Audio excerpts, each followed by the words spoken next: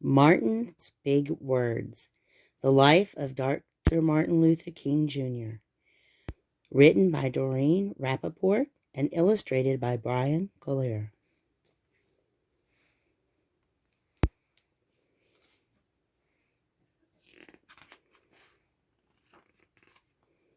Martin's Big Words.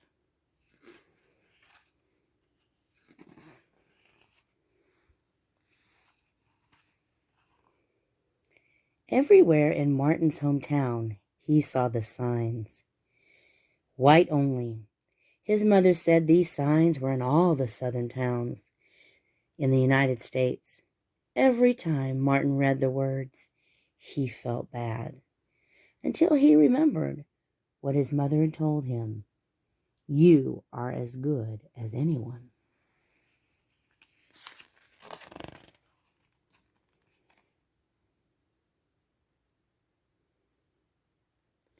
In church, Martin sang hymns. He read from the Bible. He listened to his father preach. These words made him feel good. When I grow up, I'm going to get big words too.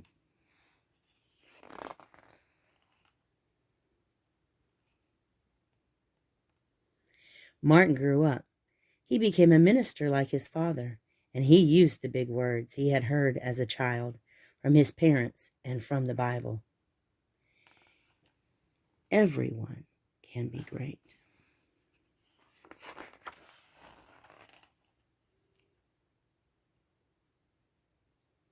He studied the teachings of Mahatma Gandhi. He learned how the Indian nation won freedom without ever firing a gun. Martin said love when others said hate.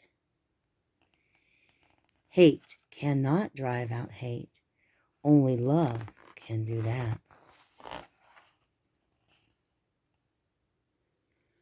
He said together when others said separate.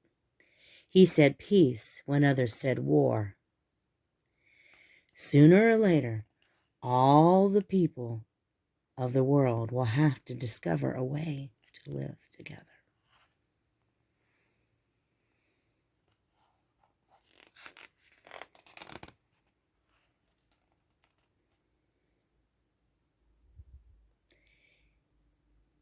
In 1955, on a cold December day in Montgomery, Alabama, Rosa Parks was coming home from work.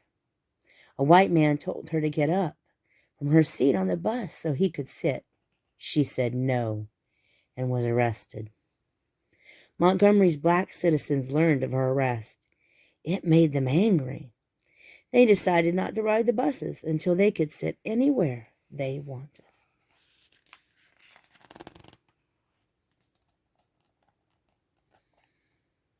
For 381 days, they walked to work and school and church.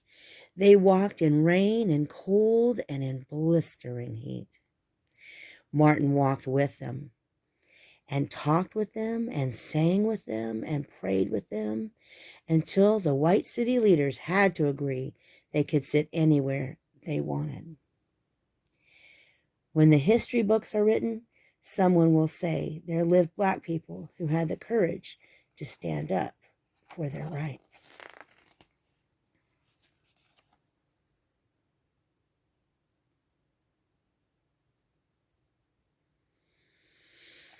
In the next 10 years, black Americans all over the South protested for equal rights.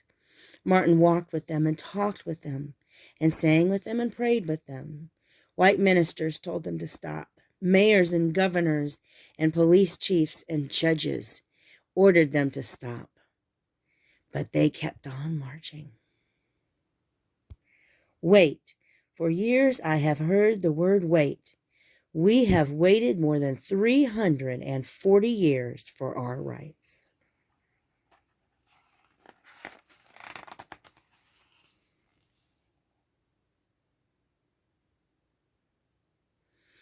They were jailed and beaten and murdered, but they kept on marching. Some black Americans wanted to fight back with their fists. Martin convinced them not to by reminding them of love. Love is the key to the problems of the world.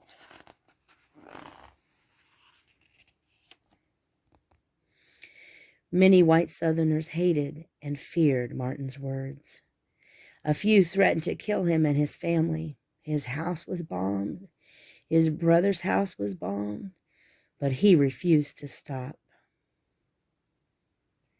Remember, if I am stopped, this movement will not be stopped, because God is with this movement.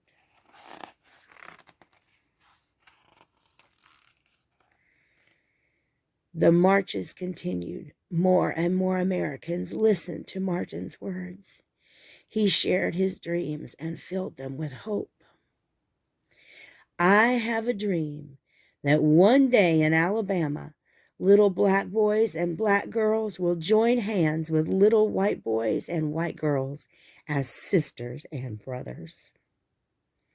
After 10 years of protests, the lawmakers in Washington voted to end segregation. The white-only signs in the South came down.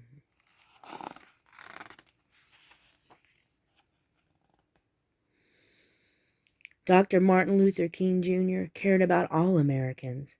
He cared about people all over the world.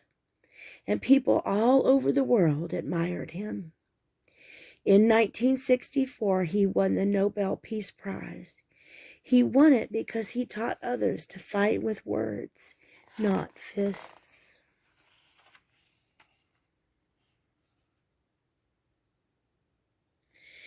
Martin went wherever people needed help. In April 1968, he went to Memphis, Tennessee. He went to help garbage collectors who were there on strike. He walked with them and talked with them and sang with them and prayed with them. On his second day there, he was shot. He died.